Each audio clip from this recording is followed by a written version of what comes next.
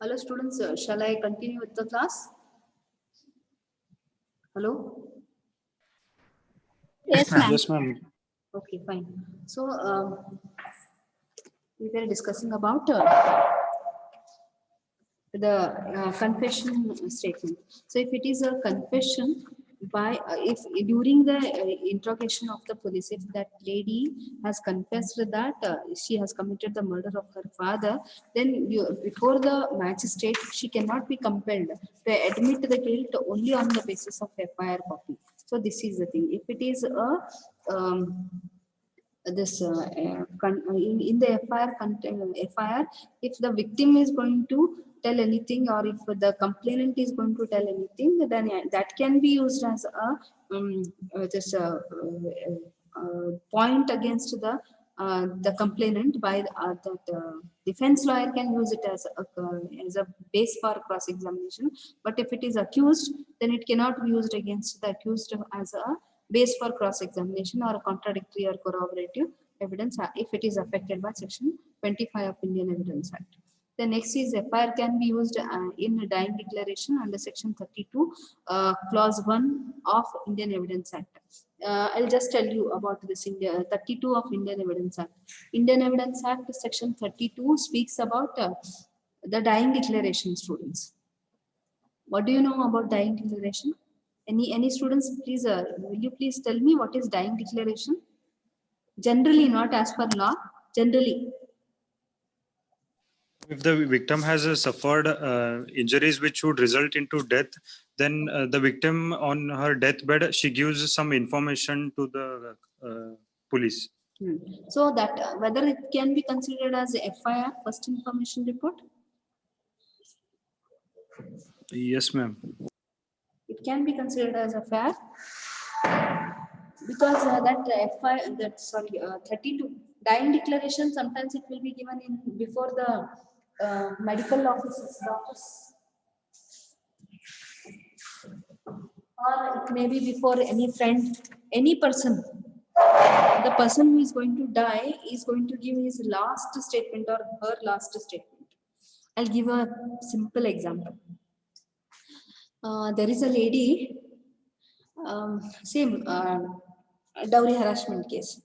2-3 months back, a woman got married. The husband was very good, and 2-3 months till 2-3 months the relationship was very fine, good, and in-laws were very good. But sudden off there was ill treatment started against her, and there was a dowry demand by the in-laws and the husband, and due to this one fine day there was a fight, and they have poured kerosene on her. They tried to kill her, commit the murder, and now she is in the last deathbed, admitted in the hospital, and now she's about to die, or she has hanged herself. She attempted to commit suicide, and she is in last stage of her life. Maybe within 1 or 2 hours she's going to die. Now she is going to give information to her father, mother, or she is going to give a statement before the doctor, or it may be before police also. She is going to tell that what was the reason for this attempt to suicide, or what was the reason for her condition, why she is dying now. She is going to give a information. She is going to tell some statement. She is going to tell that due to this reason I'm dying now. So whether this statement in the FIR can be considered as it can be considered by the magistrate or not, whether it can be used against the accused or not, whether it will be having any value, Yes, ma'am. evidentiary value, Yes, ma'am. It will have. it can be. Other students here, Yeah, it has. only Vinay is answering. Other students, I think you people are not understanding my point.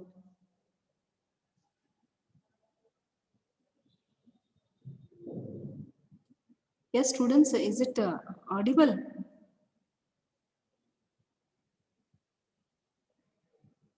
Hello? Yes, ma'am, you can audible. You are understanding whether dying declaration can be used as FIR. It will be having any evidentiary value? because section 32 is a statement given by a person who is dying. Last moment he is going to give the statement. You tell me, any person who is dying, this section 32 of Indian Evidence Act is very powerful section in the Indian Evidence Act, because see, a person who, what we can say, it is a belief in the judiciary or judicial system that a person who is about to die will never lie. A person who is about to die will never lie. So it is considered as truth. Before his death, no, whatever statement is going to be given by him, no, in law it is considered as the last statement of the person will be always truth. It will be presumption, huh? It is a presumption. In all the cases it may not be true, because even there are some people due to some grudge or due to some enmity, even while dying also they never tell the truth. Even while dying also they will die with a grudge. They will tell the lie and die, so that the other people can believe them and the innocent person can be punished. Some such people also will be there, but generally it is a belief that the person who is about to die will never lie, and whatever last statement he has given, no, that is a very important statement, and on the basis of that the person who has tortured him or was the reason for his death will be considered as a guilty minded person. He will be arrested, he will be examined, he will be convicted also sometimes. The thing is here, is it true? Do you believe the person who is giving a last statement before his death will be considered as a very important document, whether it is a very important statement? ಈಗ ನಾವು Kannada students ನಿಮ್ಗೆ ಏನ್ ತಿಳಿಯತ್ತಲ್ಲ ನಮ್ಗೆ ಗೊತ್ತಿಲ್ಲ. ಈಗ ಏನ್ ಹೇಳ್ತಾರಂತ section 32 Indian evidence act ಅಥವಾ ಭಾರತೀಯ ಸಾಕ್ಷ್ಯ ಅಧಿನಿಯಮ ಏನ್ ಹೇಳ್ತೈತಂದ್ರಿ, ಇಲ್ಲಿ ಯಾವುದೋ ಒಬ್ಬ ವ್ಯಕ್ತಿ ಸಾಯ್ಬೇಕಾದ್ರೆ ಲಾಸ್ಟ್ ಮೂಮೆಂಟ್ ಏನ್ ಸ್ಟೇಟ್ಮೆಂಟ್ ಕೊಡ್ತಾನಲ್ಲ, ಆ ಸ್ಟೇಟ್ಮೆಂಟ್ ಯಾವತ್ತು ಸುಳ್ಳಿರಂಗಿಲ್ಲ ಅಂತ ಹೇಳ್ತಾರೆ. ಈಗ ನಾ ಆಗಲೇ ಕೇಸ್ ಎಕ್ಸಾಂಪಲ್ ಹೇಳಿದೆ, ಒಬ್ಬಕ್ಕೆ ಹೆಣ್ಮಗಳದಾಳ್ರಿ, ಆಕಿ ಗಂಡ ಅತ್ತಿ ಮಾವ ಎಲ್ಲಾರು ಆಕಿಯ ಡೌರಿ ಹರಾಸ್ಮೆಂಟ್ ಸಲುವಾಗಿ ವರದಕ್ಷಿಣೆ ಕಿರುಕುಳ ಕೊಟ್ಟು ಆಕಿಗೆ ಚುಮ್ಮಿಯನ್ನೇ ಹಾಕಿ ಸುಟ್ಟಾರಿ. ಈಗ ಸಾಯಕ್ ಬಂದಾಳ, ಹಾಸ್ಪಿಟಲ್ ಬೆಡ್ ಬ್ಯಾಗ್ ಅದಾಳು. ಲಾಸ್ಟ್ ಸ್ಟೇಟ್ಮೆಂಟ್ ಆಕಿ ಏನ್ ಹೇಳತ್ತಾಳ ಅಂದ್ರೆ ಆಕಿ ಮಾತಾಡಕ್ ಬರವಲ್ತು. ಈ ನೀವ್ ನೋಡಿರ್ಬೋದು ಎಷ್ಟೋ ರೇಪ್ ವಿಕ್ಟಿಮ್ಸ್ ಮೊನ್ನೆನೂ ಆಯ್ತಲ್ಲ, ಒಂದು ಆಕಿ ಯಾರು ಬಿಹಾರ ಯಾವ ಸ್ಟೇಟ್ ಒಳಗ, Uttar Pradesh. Do you remember that case, that girl who died very recently during that, I think, COVID period only? Do you remember? I'm not recollecting the name of that girl. She was a very talented girl. 7-8 boys raped, and before her death, she has given the statement. Do you remember that? Manisha case, ma'am. Manisha case. Manisha has given the statement, no, before her death, she gave the information to the police that these all boys were responsible for my death and they have done the offense of 376. Okay, she has narrated and died. So whether that statement can be considered, that is FIR. She has given the first information report, or she has that FIR, whether the FIR and the dying declaration in one statement, whether that can be used against the accused person. ಆಕಿ ಮನೀಷಾ ಹೇಳಿದ್ರಲ್ಲ, ಸಾಯ್ಬೇಕಾದ್ರ last ಸಾಯ್ಬೇಕಾದ್ರೆ ಏನ್ ಹೇಳಿದ್ರು, ಇವರೇ ಎಲ್ಲ ಕಾರಣದಾರು ನಾನ್ ಸಾಯ್ಬೇಕಾದ್ರ, ಆಮೇಲೆ ಇವರಿಂದ ನನ್ death ಆಗತೈತಿ, ನಾ ಇಷ್ಟೆಲ್ಲ ಸಫರ್ ಆಗಿದೆ ಇವರಿಂದ ಅಂತ ಹೇಳಿ ಆಕಿ ಲಾಸ್ಟ್ ಸ್ಟೇಟ್ಮೆಂಟ್ ಮರಣ ಹೇಳಿಕೆ ಅಂತಾರೆ ಕನ್ನಡ ಒಳಗೆ. ಡೈಯಿಂಗ್ ಡಿಕ್ಲರೇಷನ್ ಅಂದ್ರೆ ಮರಣ ಹೇಳಿಕೆ, ಮರಣ ಪೂರ್ವ ಹೇಳಿಕೆ, ಸೆಕ್ಷನ್ 32. ಸೊ ಅಲ್ಲಿ ಆಕಿ ಸಾಯೋಕ್ಕಿಂತ ಮುಂಚೆ ಏನ್ ಹೇಳಲ್ಲ, ಅದನ್ನ FIR ಒಳಗೆ ಅದನ್ನ ಮೆನ್ಷನ್ ಆಗೈತಿ. ಅದನ್ನ ನಾವು ಕನ್ಸಿಡರ್ ಮಾಡ್ಬಹುದೇನು, ಅದನ್ನ ಸಾಕ್ಷಿ ಅಂತ ಹೇಳಿ ಕನ್ಸಿಡರ್ ಮಾಡ್ಬಹುದೇನು ಅಂತ ನಾ ಕ್ವಶನ್ ಕೇಳತ್ತೀನಿ. ಸೊ ಆಕಿ ಹೇಳಿಕೆ ಇಂಪಾರ್ಟೆಂಟ್ ಐತ್ರಿ, ಅಲ್ಲೇ FIR ಒಳಗೆ ಅದ್ ಮೆನ್ಷನ್ ಮಾಡಲಿ, ಆಕಿ ಸಾಯೋಕ್ಕಿಂತ ಮುಂಚೆ ಹಿಂಗ್ ಸ್ಟೇಟ್ಮೆಂಟ್ ಕೊಟ್ಟಾಳು ಅಂತ ಮೆನ್ಷನ್ ಮಾಡ್ಯಾರಲ್ಲಿ. ಸೊ ಅದನ್ನು ನಾವ್ ಇಲ್ಲಿ ಸಾಕ್ಷಿ ಅಂತ ತಗೋಬಹುದ್ರಿ. ಅದಕ್ಕೆ ಏನಾದ್ರು ಬೆಲೆ ಇರ್ತೈತಿ ಆಕಿ ಹೇಳಿದ ಸ್ಟೇಟ್ಮೆಂಟ್ FIR ಒಳಗ?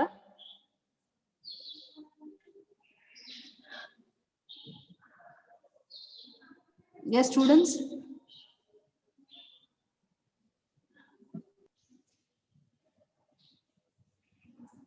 I think you people are not understanding what I'm telling. Ma'am, we did get your point, but I feel it's a matter of a contention whether it can be It's a considered. matter of contention, no doubt. But if it is really a very important statement, because generally under law, no, just now I told that a person who is dying will never lie. In Manisha's case only you take. Why there is a need to tell lie against those boys? She was not knowing those guys and she was nowhere connected to those persons. And before dying, she has given a statement that because of these people only I have suffering, I am suffering and I am going to die now. She has given the last statement before her death, maybe before police, before magistrate, before medical officers.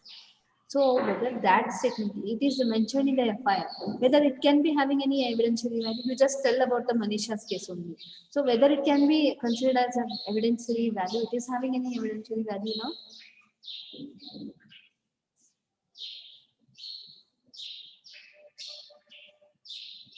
Yes, Siddesh. Of course, on a prima facie ground, it will have its own significance. However, this particular case, over a period of time when was investigated, it was found that there was a different angle to their incidents altogether. But So- that fellow will not come back, no. That fellow, that lady Yes, is no yes. more now. And she has given the last statement. Why she will lie?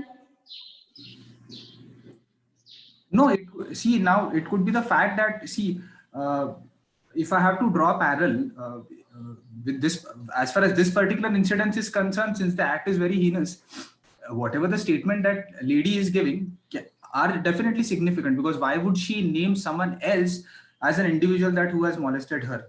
Now, I have to draw a parallel, typically in case of acid attacks, when the faces are covered, and if there is a dying declaration by a lady who is subsequently succumbed to that entire attack, if she is giving the statement in that case, it's contentious, right? Because that entire act was lasted only for a span of 10 seconds. And if the face was covered, how she will be able to identify the accused? In that, it is just based on some what I can say precedence to the incidences which have happened in the past. So that's the reason why a dying declaration, considering it as an FIR and having its evidential value, is contentious. But section 32 of Ma'am, excuse me, ma'am, there is a common presumption that truth sits upon the lips of a dying man. yes. So, as per this, ma'am, it is very important, ma'am. It's Yeah, a very very important. strong evidence. Yes, it is a strong evidence. Actually, it is a strong evidence because 32 says that Indian Evidence Act 32 says that a person who is dying will never lie, because what will he will gain after his death? No, he will not come back to see that whether the person is accused is going to be arrested or convicted or not, he will be punished or not. He himself will be dying, she herself will be dying, and there is no point in telling the lie.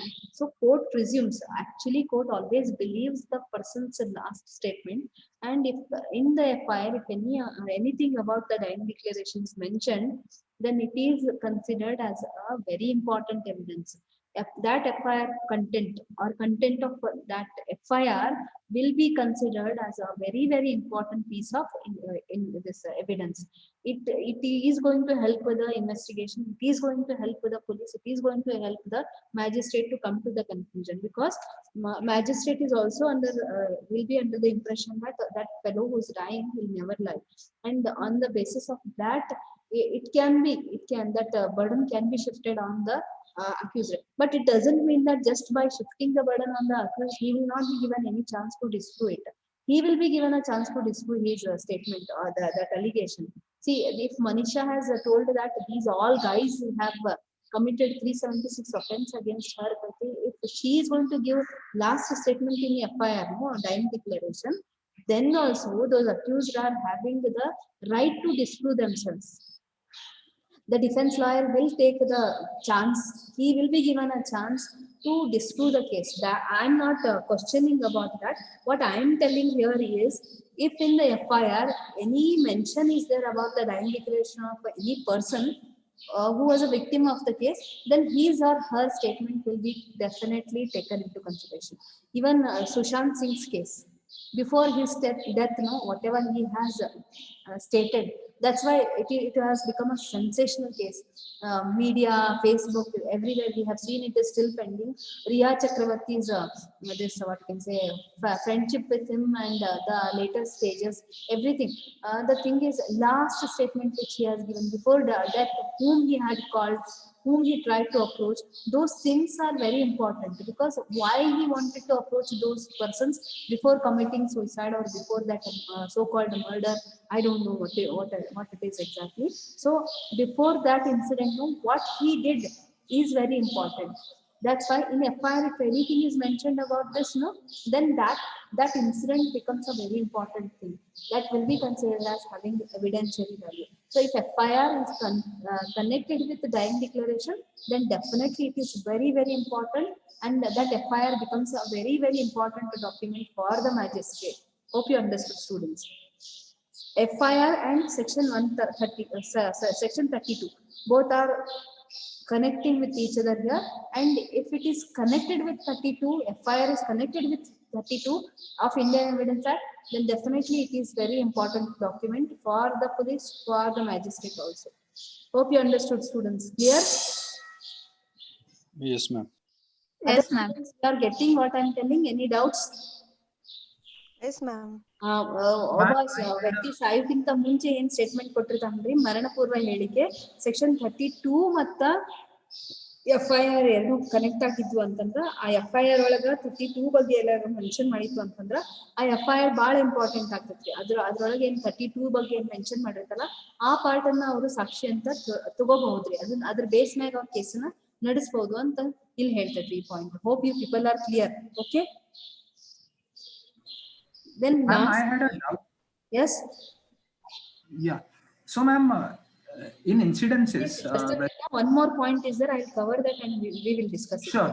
Okay? No worries. Just 2 minutes. Give me 2 minutes. And then last point, FIR can be used to show motive, preparation, previous or subsequent conduct of accused person under Section 8 of Indian Evidence Act. So Indian Evidence Act Section 8 says that before committing a murder or before committing any crime, offense, the person who is accused or who is about to become a convicted person, his conduct plays a very important role, because in IPC, you people have studied that there are 4 stages of a crime. Which are those? Will you please explain? Anyone can explain me? Intention, preparation, attempt, commission. Intention, preparation, attempt, commission. So these are 4 stages of FIR, 4 stages of crime. So these stages are going to tell us that whether these stages are going to help us know to understand whether there is any crime or not. Because if intention is lacking, we can't call it as a crime. If there is a lacking of preparation, we can't call it as a crime. So if any 1 or 2 stages are missing, if malice or bad intention is not there, then it is not at all a crime. We have so many exceptions under section, I think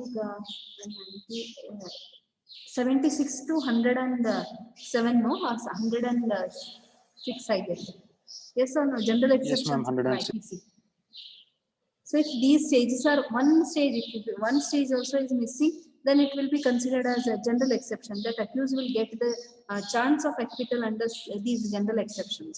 So my question is here, what I am discussing is FIR, if FIR is lodged, and in the FIR, if the complainant is going to tell that there was a motive, there was a preparation, there was a previous or subsequent conduct of the accused, that he has done this, that before committing murder, he has purchased the revolver, he has purchased the TIC-20 arsenic, or that the fellow was, for example, take the example of this Sushant Singh's case only. Before his so-called suicide, death, or murder, Riya Chakravarti or her team, or that Bollywood people, what they did, how they did, why she came to his house, how many days she was residing, and why she left his home without, after that particular fight between Sushant Singh and Riya Chakravarti, where she was staying, with whom she was in connection with. All those things are going to play a very, very important role here. In FIR, it is mentioned, the person who has given FIR, he has mentioned that on 8th April or something. Before his death, 8 days back, she left his house. There was a fight between her and him, and he tried before his death. He tried to call her many times, and she didn't pick his call. Those things are mentioned in the FIR now. So that FIR is very important because the previous conduct, the previous attitude of the accused, the motive of the accused, or what preparation that accused has done, these all things are going to be revealed in that FIR. Because section 8 says that before any murder, before any death, before any crime, the person, he is not going to commit that immediately. He is going to plan it. Preparation will be there, intention will be there, motive will be there. Sudden of, we are not going to kill any person without intention. There will be intention, there will be some grudge, there will be some bad intention. Preparation, he has to, that murderer or that criminal has to prepare that blueprint before committing a crime. So these things are going to play a very important role. If these things are mentioned in the FIR, then as per section 8 of Indian Evidence Act, that FIR copy becomes very important.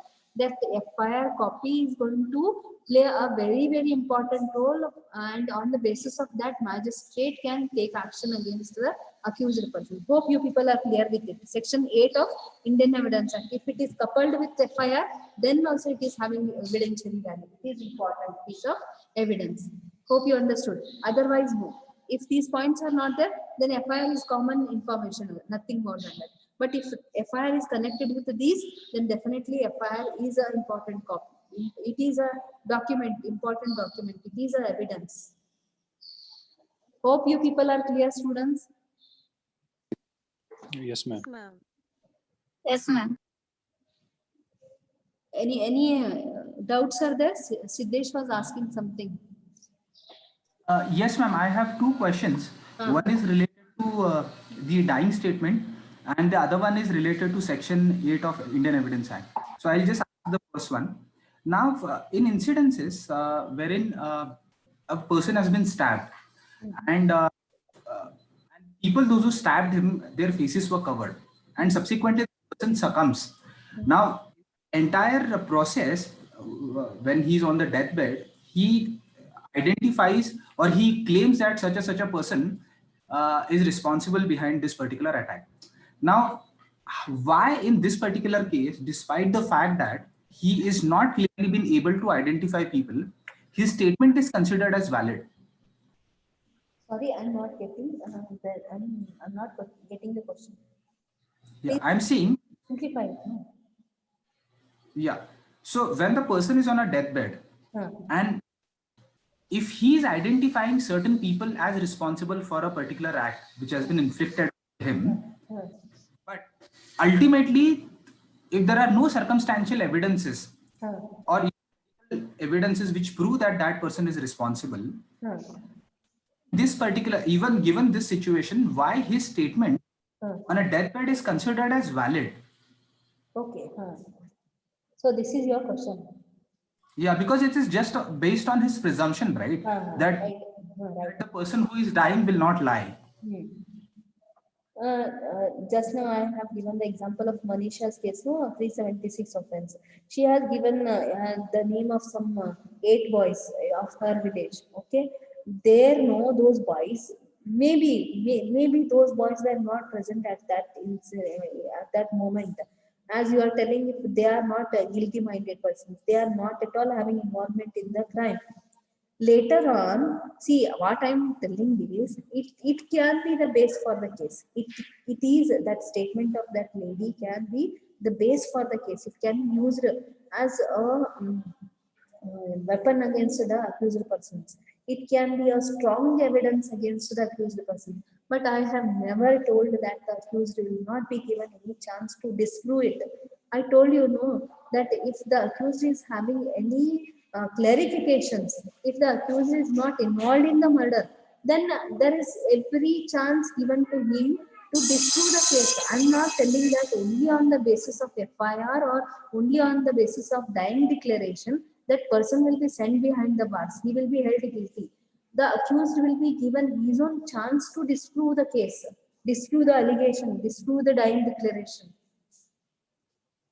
Yes, I did get that. But in this particular case, while yes, the accused will be given a chance to plead not guilty, but till that particular span of time, since the taken at its face value, the burden of proof and what I can say.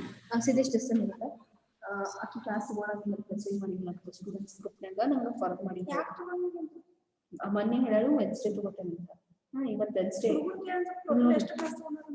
ಆಮೇಲೆ ಹಂಗೆ ಕೇಳ್ತೇನೆ ನಂಗೆ ಅವ್ರು message ಮಾಡಿದ್ರು ಮತ್ತೆ ಈಗ ಸುಮ್ಮನೆ time waste ಮಾಡೋದು ಬೇಡ ಅಂತ ನಾನು ತಗೊಳತ್ತೀನಿ ಯಾಕಂದ್ರೆ ನನಗೂ Choodappa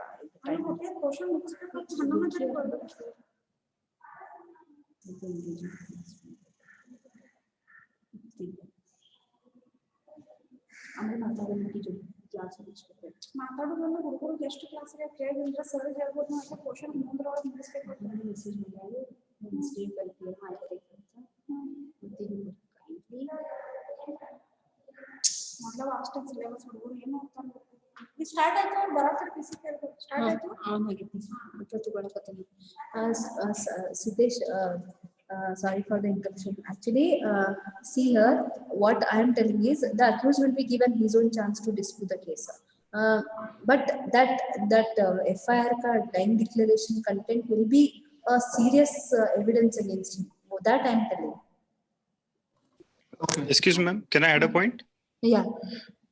So this, however, the prosecution has to prove beyond all reasonable doubts that the accused has committed the offense using the circumstantial evidence as well as these all evidences. Yes. Okay. Okay. That's what. Hope you are clear with it, Siddesh. Yeah, I'm pretty clear with this now. Also, it was related to Section 8 of the Indian Evidence Act, which talks about any previous incidences as or a motive, intention, preparation, commission, or even the previous such conduct. But ma'am, the reason behind why I'm stating this is because we were preparing for our interclass moot competition, and that's where I came up with this case that I guess it's with Ramchandra versus State of Rajasthan. The High Court clearly stated that the previous acts cannot be considered as a motive for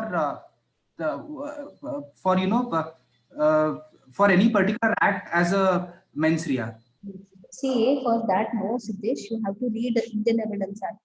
In Section 8, no, there are so many examples wherein circumstantial evidence is going to play a very important role. In see, I'll give an example. There is one X and Y. There are two brothers. There is an enmity between them. And see, in some of the cases, it happens. X and Y both had been to this field for working, and X committed murder while going to field. X was going to field with the intention to kill Y only, and in his hand there was a sickle, there was a knife or some sharp instrument was there, and he was in a very rash or very angry mood. He was going towards the field wherein Y was working, and after 1 or 2 hours, while he was going, one Mr. This Z has seen him while going towards the field. Z has seen in his hand there was a sickle. He was in a very angry mood, and after 10-15 minutes, he heard a voice sound of that why his brother that save me, he was crying, and after 10-15 minutes there was total silence, and this X was while returning, in his hand there was no sickle, nothing. His shirt, there were some blood stains. He has seen that, and after few hours, when people got to know about this dead body, they have given the information. Now this Z's statement in the FIR, he himself may go and give the information to the police. FIR can be lodged, and he is going to tell the previous conduct of the person or previous what we say situation which he has seen. While going also he has seen, while returning also he has seen Mr. X. Now, is this not important, or whether it is going to play any role or not in the case, because he has seen that fellow X going towards the field, he knew that his brother is there. There was an enmity between them, and there was a sickle in his hand. He was in an angry mood. So these circumstances are going to help the prosecution to prove the case. And accused person, he will be having his own power to disprove it, no doubt. It depends upon the accused person. I'm not telling that just by these statements in the FIR is not going to shift all the burden on the accused, but disproving it depends upon the accused person, defense lawyer. My question is, section 8, not in all the cases where there is no proper evidence is there, no proper witness is available. If there are doubtful circumstances and all, like Riya Chakravarti's case, till now we don't know whether Sushant's case is a murder case or a suicide case. There is a doubt. Still, the case is still hanging between truth and lie. So we all are under the what you can say doubt that Riya Chakravarti, because she was very close with him. On that, that's why I'm telling you, circumstantial evidences or the previous conduct, the motive, intention, regarding that, if there is any mention in the FIR, if there is connection of a FIR with section 8, then it can be a very important piece of evidence that FIR will be having weightage, more weightage than other FIRs, common FIRs. See, for example, if there is a hit and run case, accident case, I have seen the incident, or I got to know about the hit and run case. I am a layman, I am an ordinary citizen of the country. I am giving information to the police that yes, I have seen the accident. It was a hit and run case. That fellow has committed accident and he ran away from the spot. Okay, I have given the FIR. See, I am nowhere connected with the accused. I am nowhere connected with the victim. Now, my statement in the FIR is not going to give so much of weightage because there is no any intention, motive, preparation, nothing. Here, section 8 is nowhere connected or section 32 is nowhere connected. I'm a common man, and as a witness, I have seen the incident and I have given information to the police. Now, police or magistrate is not going to take my statement so importantly or so carefully, because the rest of the thing will be done by the police. Police will do investigation. They are going to submit the charge sheet on my statement, no doubt. But my statement itself is not everything, because I may say in the FIR that I know that accused person is very criminal, notorious criminal, purposely has committed the accident. This and that rubbish things I'm going to mention in the FIR. But it doesn't mean that there is a motive, preparation, intention, or previous conduct and all. It is simple hit and run case, accident. So their motive, preparation, these things are not going to be considered. But in this case, no, Riya Chakravarti's case, or just now I have even the death of a brother, murder of a brother's case. These circumstances, under these circumstances, coupled with FIR, coupled with section 8, here that FIR will be having more weightage because section 8 is there in this case. That I am telling you. Hope you are clear with it. Or any doubts are there, Siddesh?